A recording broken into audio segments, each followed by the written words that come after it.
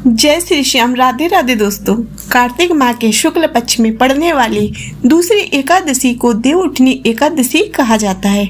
मान्यता है कि इस दिन भगवान विष्णु 4 माह तक सोने के बाद जागते हैं। इन 4 महीनों में भगवान विष्णु के सोने या कहे देवशयन के कारण सभी प्रकार के मांगलिक कार्य वर्जित होते हैं। भगवान विष्णु के पुनः जागने के बाद ही सभी मांगलिक कार्य संपन्न हो पाते हैं।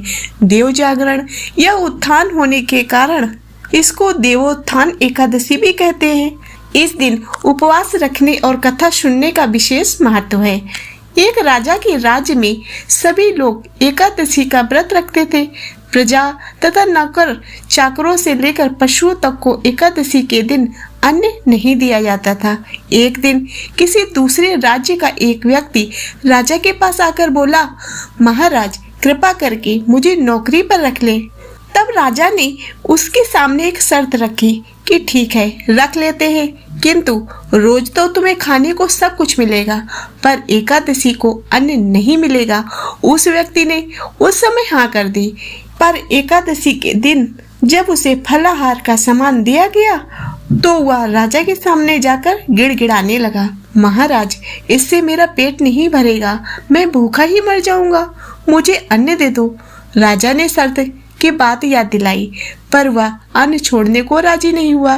तब राजा ने उसे आटा दाल चावल आदि दिए। वह नित्य की तरह नदी पर पहुंचा और स्नान कर भोजन पकाने लगा। जब भोजन बन गया तो वह भगवान को बुलाने लगा, आओ भगवान भोजन तैयार है। उसके बुलाने पर पीताम्बर धारण किए भगवान चतुर्भुज रूप में आ पहुंचे तथा प्रेम से उसके साथ भोजन करने लगे। भोजन आदि करके भगवान अंतर्ध्यान हो गए तथा वह अपने काम पर चला गया। 15 दिन बाद अगली एकादशी पर वह राजा से कहने लगा कि महाराज मुझे दुगुना सामान दीजिए। उस दिन तो मैं भूखा ही रह गया। राजा ने कारण पूछा तो उसने बताया कि हमारे साथ भगवान भी खाते हैं, इसीलिए हम दोनों के लिए ये सामान पूरा नहीं होता।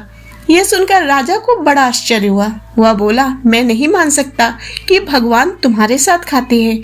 मैं तो इतना व्रत रखता हूँ, पूजा करता हूँ, पर भगवान ने मुझे कभी दर्शन नहीं दिए।